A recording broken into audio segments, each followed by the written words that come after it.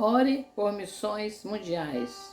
Hoje é o 6º dia, o último dia das nossas orações por missões mundiais desta semana, porque orar por missões deve ser o nosso objetivo. Todos os dias da nossa vida precisamos orar por missões, orar pelos nossos missionários.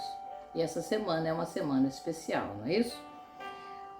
E eu farei o que vocês pedirem em meu nome, para que o Pai seja glorificado no Filho. O que vocês pedirem em meu nome, eu farei.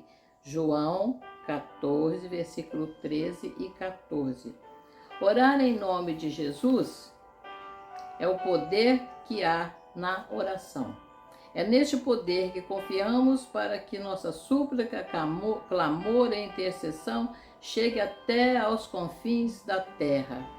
É neste poder que acreditamos que os joelhos do chão mantêm a obra missionária de pé. Quando oramos pelos missionários e pelo avanço do Evangelho, estamos nos conectando ao coração de Deus e colaborando diretamente com sua missão de salvar vidas em todo o mundo. A Bíblia nos ensina que a oração do justo pode muito em seus efeitos, é poderosa e eficaz. Tiago 5,16. E através dela podemos impactar lugares que nunca visitaremos fisicamente, mas que estão ao nosso alcance espiritual. Orar diariamente para missões, pela obra missionária, é reconhecer a necessidade e os desafios que os missionários enfrentam.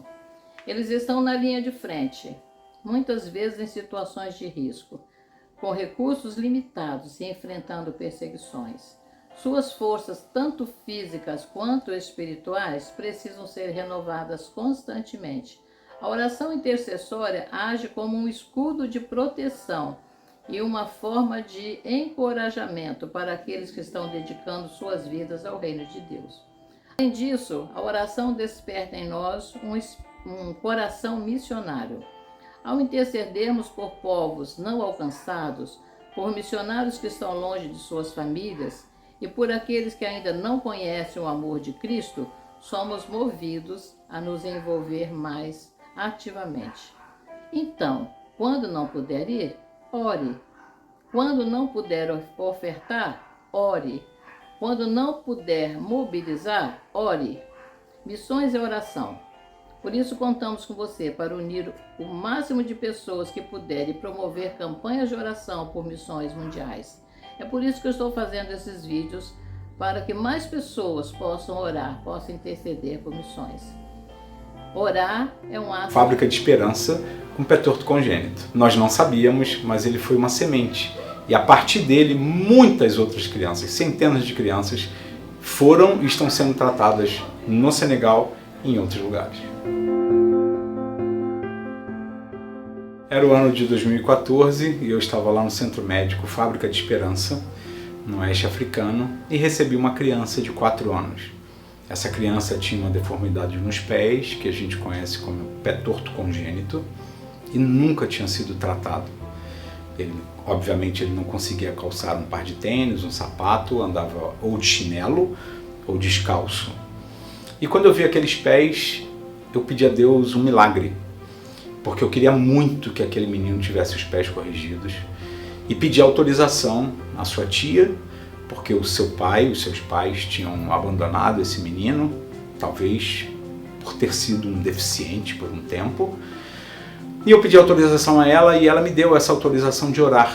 Então eu sentei ele na maca, peguei os pés dele e pedi a Deus um milagre.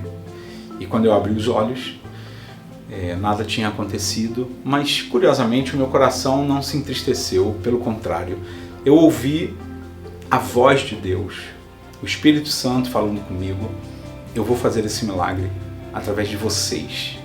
Vocês, eu e toda a equipe da Fábrica de Esperança. Nós temos enfermeiros,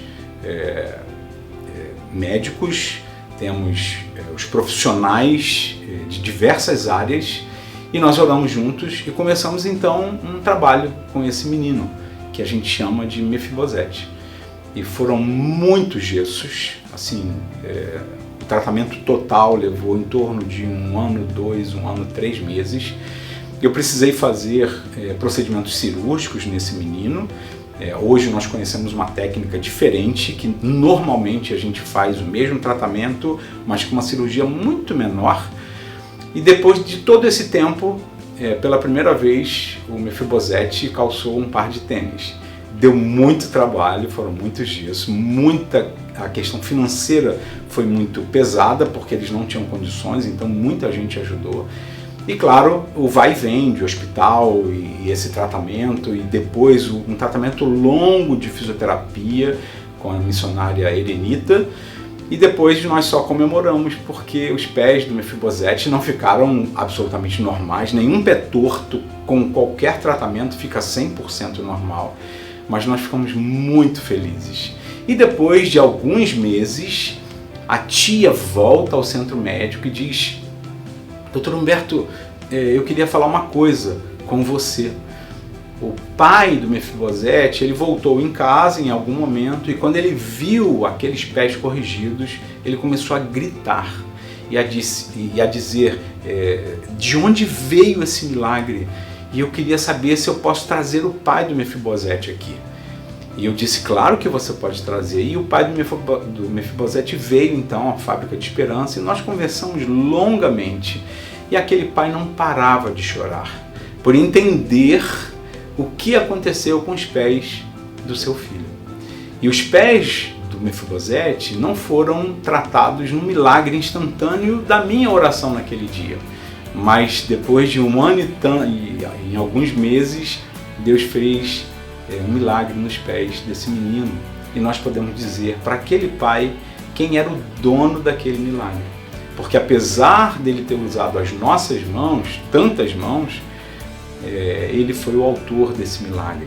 E nós podemos então partilhar com esse pai do verdadeiro amor do pai. Hoje a Fábrica de Esperança, que começou em 2009, continua atendendo centenas de pessoas. E no que tange ao pé torto congênito, aquele menino chamado Mefibosete foi uma semente, porque a Fábrica de Esperança ela se tornou referência de tratamento de pé torto congênito, e não só a fábrica hoje, como em outros centros no Senegal, muitas crianças estão sendo tratadas de pé torto congênito. Imagina, quando ele chegou até nós em 2014, nenhuma criança tinha esse tratamento. Hoje, centenas, milhares de crianças em toda a África têm recebido esse tratamento, e no Senegal a Fábrica de Esperança tem sido uma referência no tratamento de pé torto congênito.